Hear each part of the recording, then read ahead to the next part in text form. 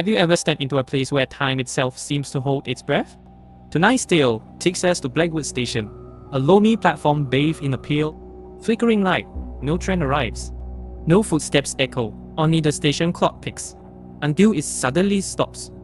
Michael was running late for the last train home.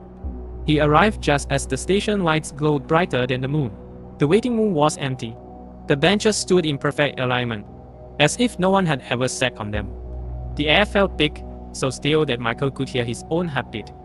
He glanced up at a clock. It read exactly 11:11, and then the second hand froze in place. The world outside the glass doors lay motionless, leaves hovering in mid-air. A lone cat suspended in its lead. A distant hiss broke the silence. Michael turned. A train glided in without warning, doors sliding open with a sigh. He stepped inside. No other passengers.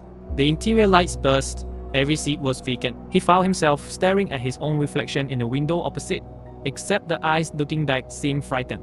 Then the door shut. The train lurched forward, not with movement, but with sound. Wheels screeched as if grinding against steel that did not exist. The lights dimmed. Michael felt a tremor under his feet, as though the car floated on a silent current. He reached for the emergency brake.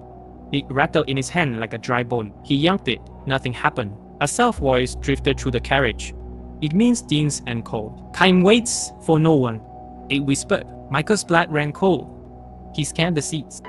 At the far end, a figure sat hunched, wrapped in a dark coat, the Western D-17s up to the bed. Except here, Michael's breath caught. He inched toward the stranger. Each step felt heavier, as though hours were piling onto seconds. He reached out. The figure turned. No face stared back, only an endless void. In his hand, a broken pocket watch dangled, its hands frozen at 11:11. The stranger spoke with a voice like shattered glass. "You're late," it said, "and late souls belong to me." Michael bolted from his seat. The carriage door slammed shut. He pounded on it. No answer.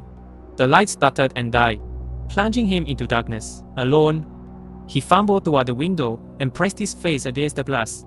Behind him, the void creature whispered, "Time has stopped for you." Suddenly, the train lurched backward.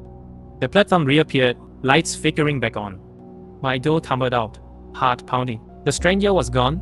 The station clock resumed at 11. Everything was as it should be, except Michael's watch. He looked down. The hands hadn't moved since 11. He raised his wrist to his face. In the glass of the watch, he saw not his reflection, but the void again, smiling.